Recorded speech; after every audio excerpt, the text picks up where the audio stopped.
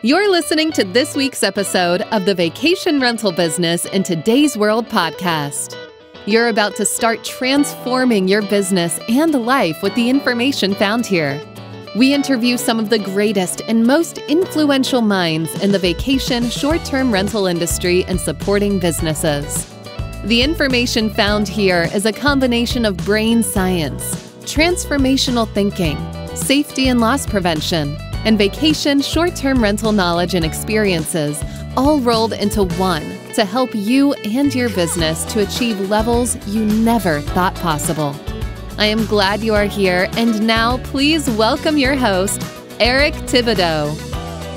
Welcome, Tony. I appreciate you taking time to be on the summit and talking about your experiences with Blue Maple and vacation rental business in today's world. How are you doing? Of course. I'm doing well, Eric. Yeah, thanks for having me. Looking forward to it. Great. So give us a little bit of background of what Tony does and where he comes from and what he's doing in vacation rental business. Yeah, so I think people come from all walks of life into this business, but my quick story, I was a software guy, built a software company in the real estate industry called Contactually, sold it about 2 years ago to a big real estate brokerage. So I was very comfortable and familiar with real estate through that. And when we sold the business, my wife and I decided to buy a small cabin in West Virginia. And of course, when we weren't using it, we started renting it ourselves. And that sort of piqued my interest in what would it look like to actually do this with other people's cabins, build a portfolio of cabins, and decided to build a small fund from there. So I kind of randomly stumbled into it, but it's been a fun experience so far. Yeah, I think a lot of people just kind of randomly just jump in, and then next thing you know, you're managing your own property, and then you're managing other people's properties. Exactly. So we're at in West Virginia are your properties? Yeah, so I live just outside of DC, so Washington, DC. And then the eastern panhandle of West Virginia is about an hour and a half from DC. So that's where the majority of our cabins are. Berkeley Springs, Great Cappaert are two of the little towns there. But at this point, I'm still very new to this, to be honest. Bought my first cabin personally 2 years ago, and then we've purchased 10 in the past 6 months. So it's been gangbusters, but very recent, but mostly in West Virginia. A little bit in Northern Virginia as well. Yeah, so you purchased these. We talked about this, and I thought it was really unique. I think in today's business world, people should be looking at different ways of buying properties, and I think yours is sort of unique. So tell us about how you bought your properties in a fund. Yeah, so the company's called Blue Maple, and my thesis was pretty straightforward. I've got this cabin in West Virginia, and I bought it because I'm a guy who wanted to go out with his wife and his kids and get out of the city. And I was only going maybe once or twice a month. And so I was renting it, of course, on Airbnb and Vrbo and other sites. And it was booking constantly. I mean, this is before COVID, it was booking constantly. And my thought was, well, I don't see that trend changing. And, when COVID hit, there was a little bit of a stutter step of, oh man, what's going to happen now? But to be honest, I think it's only been a bigger deal, right? People are really trying to get out of the city. They're not flying anywhere. They're trying to get to these drivable destinations and more of a staycation or work from home experience. So long story short, because we had such success with the first one, and with it wasn't particularly difficult, right? Bought a place, fully furnished, rented it out, found a good cleaner we could trust, and it's been working. Maybe naively thought, well, why don't we just buy a bunch of these and see how it goes? And of course, I didn't necessarily want to buy 10 cabins myself. And so we went to some friends and said, hey, here's the deal. We've got a cabin that's going really well. Just, printing money, basically. Just to put things in perspective, these cabins are maybe $200K in West Virginia, right? These are not particularly expensive homes, but will gross 50, 60K a year in rent in these cabins. So, and we get a mortgage and sort of debt on the cabin, it's the cash on cash return is very significant. So that was the basic pitch to my friends was, hey, let's go in together on some of these. We'll get some diversification across a wider portfolio. So in case, one or two aren't doing so well, we'll still have a good return. and and package that in the form of a fund. So Blue Maple's the fund, where all the assets, all the property is actually owned by the fund. And then there's a separate company, Blue Maple Property Management, that's also my firm that manages everything. So for my friends who are investors in this fund, it's just turnkey for them, right? They can use the cabins when they want, but to be honest, they typically don't. They just get a check every quarter from me for the net rent. And of course, I'm charging a property management fee to take care of everything. And so I've got both the property management fee as well as obviously the upside on my ownership of the fund.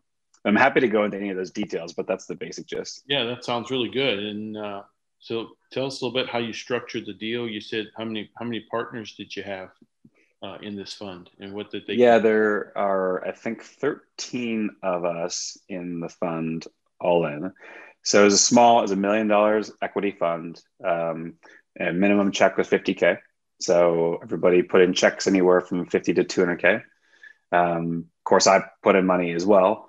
And with that equity dollars, we were able to secure some additional debt, not quite a mortgage, but essentially a mortgage, where we can buy a 70% loan to value. So we're buying these cabins 70% debt, and then the rest we're using the investor dollars.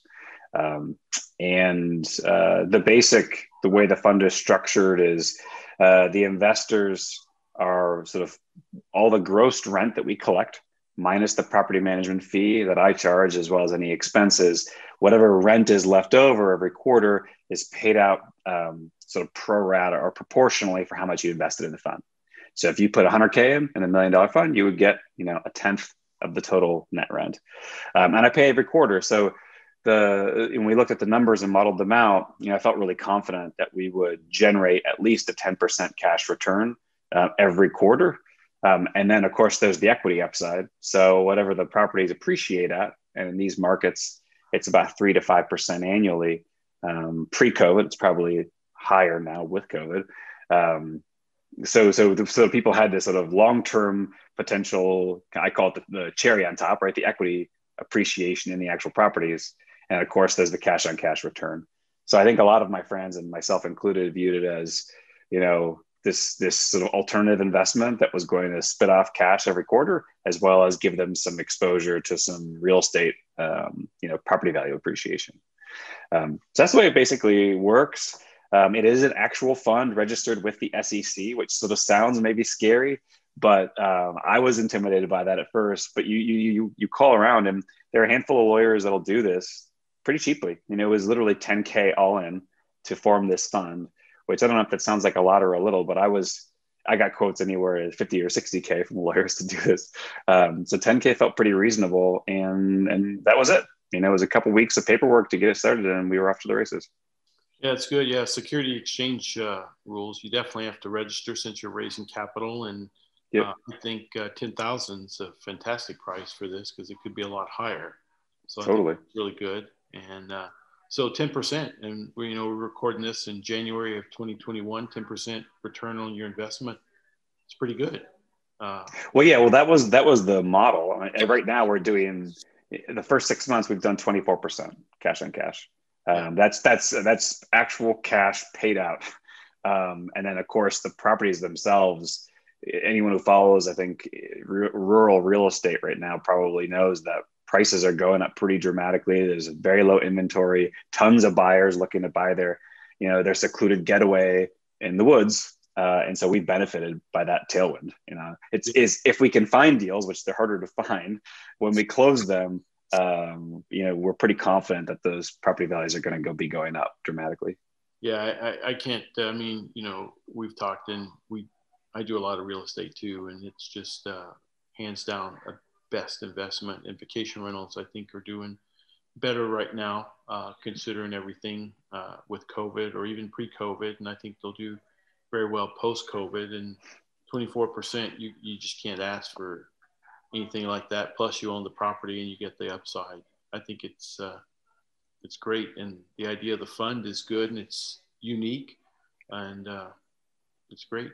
So you own the property management company as well. That's right. Yeah. So, sorry, go ahead. Yeah, tell us about how's the property management company operating and how's it going?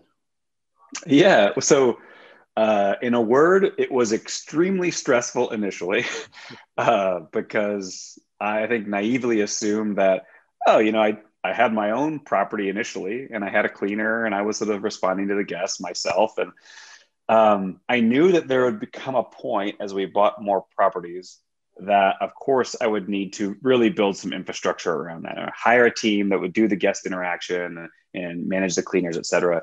But I didn't think that would I didn't know where it would be particularly stressful or bottleneck. And what I found in reality, bought the first property of the fund well, I guess offering in May, closed in June. And every 2 weeks, we were basically buying a new property. So between kind of getting those new properties online, trying to hire a support team to manage the guests, trying to find cleaners, trying to deal with contractors and handyman, I was doing that all pretty much solo. And it was a nightmare. Fast forward to today, however, it's a pretty lean operation, but it's going well. So there's 10 properties that are currently in the fund. We're going to buy a couple more, and that'll exhaust the fund. And then at the same time, I've had a couple other friends come to me and say, "Hey, I've got this cabin. Sounds like this infrastructure you set up works pretty well. Do you want to just manage it for me?" So now I'm managing a couple other properties that are not in the fund. And I'm the only full-time person doing this. And when I say full-time, it's a couple hours a day. This is still not my full-time world. I am gainfully employed elsewhere. But I do have a team that's it's all contractors, a team in the Philippines. I've worked with that team for my previous company, the previous software company. It's one manager in particular, her name is Penny. I've worked with her for almost a decade. And so she's my right-hand woman, right? She's my operations manager. She manages both the guest-facing support team, who handles all the guest interaction, manages all the cleaner interaction, making sure they're getting paid, manages all the issues that crop up, the handyman. Like she is what enables me to do this part-time. If it wasn't for her, I'd be screwed. She's in the Philippines. And she's in the Philippines, yeah. So she's working US. The whole team works US hours, but they're not based in the US. Yeah, that's fantastic. I mean, today's world, we can manage vacation rentals anywhere in the world, and you're working 2 hours a day. That's pretty good. Yeah, that wasn't the case initially, right? Like getting the properties up and running. But right. At this point, and I kind of lean, I lean in and lean out. It's really, I want to be in a world where I can put as much effort as I want or need to into this, but don't need to be tethered to the business. Right. I think I find real estate is forgiving. So if you make a mistake, it bounces back quickly.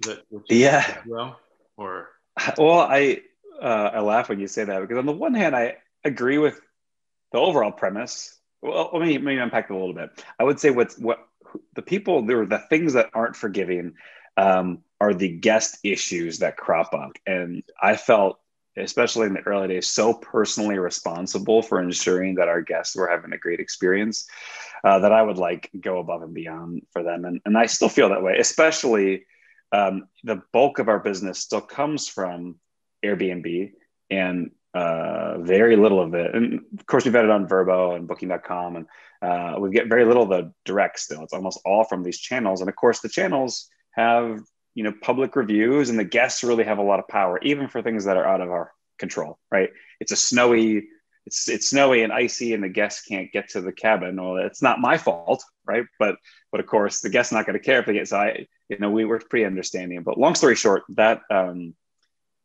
has been a part that is less forgiving. It seems like we're so tied to the whims of the guests. But at the end of the day, look, we got lots of properties, got lots of reservations coming through. We miss a thing here or there. It's not the end of the world, and it's been going really well. Yeah, I agree. Guest management can be tough at times. It is less forgiving, and probably the area we're the most hardest on ourselves in trying to make sure guests have the best experience there. So what's some of the challenges for Blue Maple? I guess sounds like maybe dealing with the guest, or what's some big challenges that you have to overcome? Yeah, I mean, at this point, to be honest, I feel very good about where things are at.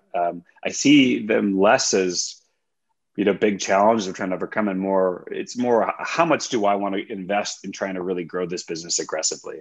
So I would say a big challenge of ours is when we're trying to onboard a lot of new properties at the same time. That bottlenecks the whole team. And so, as I mentioned, we've got a couple more properties that we're planning to buy for the fund. I've got a few other friends that are looking to now bring properties that we'll be managing as well. And I'm always asking myself, to what degree should I be outbounding to try to bring on some more properties versus leaving this as sort of a status quo? Because I know if I do that, we can bring on new people. But that takes this from a business that's a nice lifestyle business for me right now into one that starts to become a little more stressful and a lot more work. So that's certainly I think a risk. The other, I think, is, I'm still new at this. So we haven't gone through, this is my first winter with these properties, right?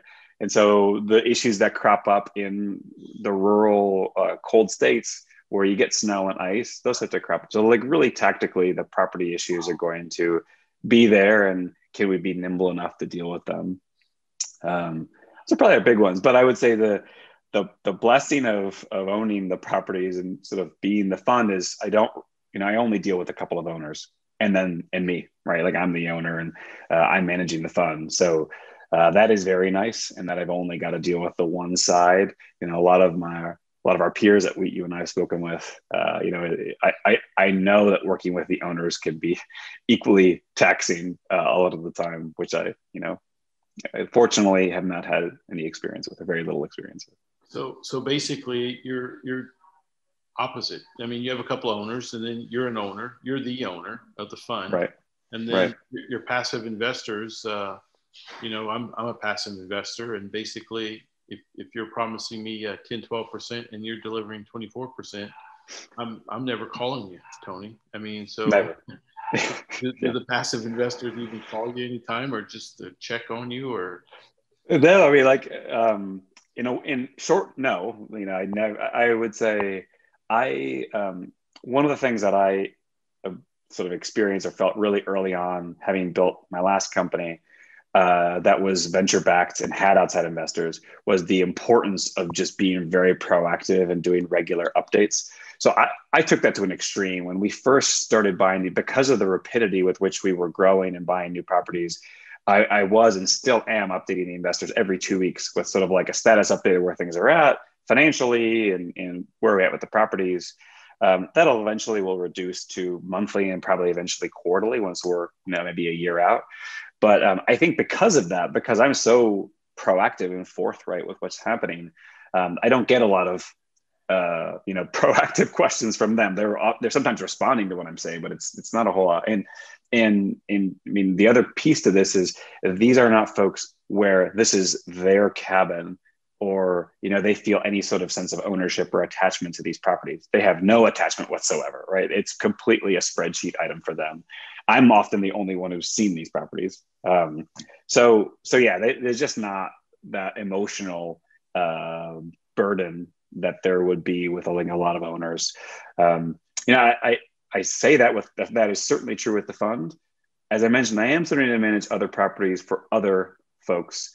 And so I think that may change in the future, and maybe that'll be a learning curve for me. But as of right now, that hasn't been the case.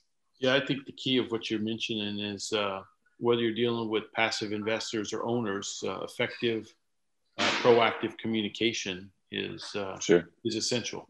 And that's what I've experienced as well, is in whether I'm in regular real estate or commercial or in vacation rentals, you have to communicate effectively with the owners of the investors, and that just makes a huge difference, and particularly in trust.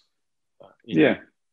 I mean, I think that's a life lesson, right? We try to do the same thing with our guests, right? If we know there's an issue at a property, if we know something potentially is going to cause a guest to be pissed off, we'll just be proactive about it. We'll give the refund. We'll do whatever. Same with owners. Great. Yep. So what's the future looks like? Is there fund 2 or you're just adapting to a lifestyle? Yeah. I think that's the $1 million question. I am fortunate to be in a position now where, we've built out the infrastructure with Blue Maple to bring on a lot more properties. And so I think my very next step is once the whole fund will be exhausted when we have about 12 or 13 properties, depending on the value of those properties. And from there, I'll probably buy several more just with my own capital. So that'll be separate. And then the fund two is the open question. I think there's two ways to grow this business. I've certainly, I get that question. If there is one question I'm getting from a lot of my current friends in the fund and others that passed are, hey, when are you doing the second one? I want to get in. So it's a great problem to have, but it is a lot of work. And it's one of those things where I've learned about myself. I love the challenge of trying to figure out something new the first time, so wading into this whole world was very new for me.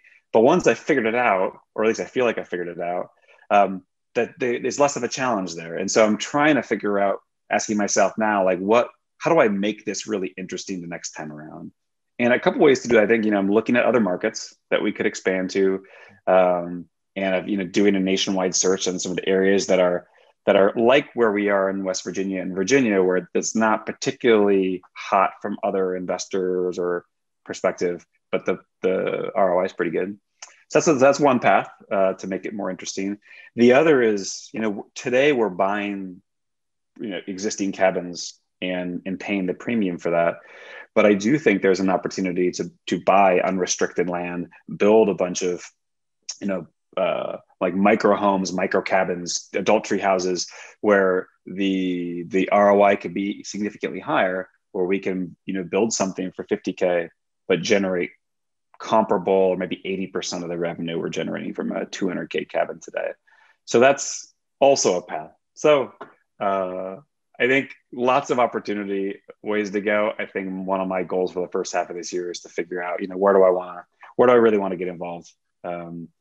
And the nice thing is, again, comparing it to my previous experience, the really nice thing here is the product market fit is there, right? The results are there. The interest from investors is there. The ball's kind of in my court in terms of where I want to take it, which is a good feeling. Can't lie. No, it is. And I think it just shows the entrepreneurial spirit you have, and that it exists in the vacation rental business in today's world, is that, we set up boundaries that says, well, I can buy a house or I can do this. And here you come and create a fund and basically probably triple, quadrupling what a traditional investment would receive. And it's just, wins all across the board for you and your investors, and the entrepreneurial way that you're looking at this and how you're looking to grow. I'm excited and hoping you have fun too. But even if you don't, I think it's going to be good. It's good for you. You've got, it's one of the things you set up early on. It's quality of life. And that's one of the things you're seeking. So it's great. Yeah. I don't want to get too off topic with this point, but I think earlier in my career, I think I was this big chip on my shoulder that I wanted to prove to the world that, like, yeah, I can build a company, I can scale, I can sell, I can do that. And I had early success, which I feel very humbled and blessed by. And then now at this point, I'm much more interested in, what is really intellectually interesting? Where am I learning? Where am I growing personally? But also, where can I, make an impact and have fun and build a new business, but also I don't know that I want or need to kill myself again like I did in the early days, working, weekends and long hours. I like the idea of building a lifestyle business. It allows me to play with my 2 and 4 year old regularly. It allows me to be present for them. And so I'm thinking about things very differently in terms of what I want my professional life to look like versus maybe 5-10 years ago. That's great. I think that's an excellent point. And I think it's certainly part of the topic of discussion. And that's why we do vacation rentals, is to something we like, something produces income, and hopefully adapts our lifestyle. So yeah, totally. Right on. So I think we talked about where you're heading in 2021 already, just kind of looking at what's next, enjoying life. And, but what about anything else you'd want to share that I didn't cover or ask you about? Yeah, well, look, I'm acutely aware that I don't know what I don't know. So I'm very intrigued by other people who have done similar investment focused models around vacation rentals and or real estate in general. So I would say, the folks that are listening or watching this who are, have done a fund in the past, who have built a small little investor group and have touching in vacation rentals like I'm talking about, I'd love to talk shop and to share stories. So, I'm an open book. Folks can reach me, Tony@bluemaple.co. So I think that's where I'm interested in, just again learning and delving into other potential areas. If you want to check out our properties, dcgetaway.com is our site. You can see the portfolio we've built there. Other than that, I feel like I sound more like folks who know me from a few years ago know that I'm like the analytical numbers guy. Always got a clear goal and going to hit it, and I pushed myself like that for a long time. And I'm explicitly not doing that right now, right? So I'm kind of in this open exploratory period. But I usually think there's a lot of interesting stuff in vacation rentals. I'll be playing there for a while. And I'm starting to look at some other, what are other businesses that are very operationally rigorous, that are profitable, where I can potentially be investing too. So I would say folks who are doing interesting work but are looking for investors, I'm interested in talking to those folks too. Great. Thanks, Tony. We'll share your contact information in the speaker notes. And I really appreciate you sharing your activities with Blue Maple, the methods you've used to purchase these vacation rental properties kind of in a different way. I think it just opens up for everyone. And we appreciate your sharing and contributing to the summit. I really appreciate it. Anytime. Thanks. Thanks. Thank you for listening to Safer VR's podcast with Eric Thibodeau. If you enjoy this, I would love you to join my Facebook group, The Safer Vacation Rentals, for more of the same. You can also join our email list at www.safervrs.com.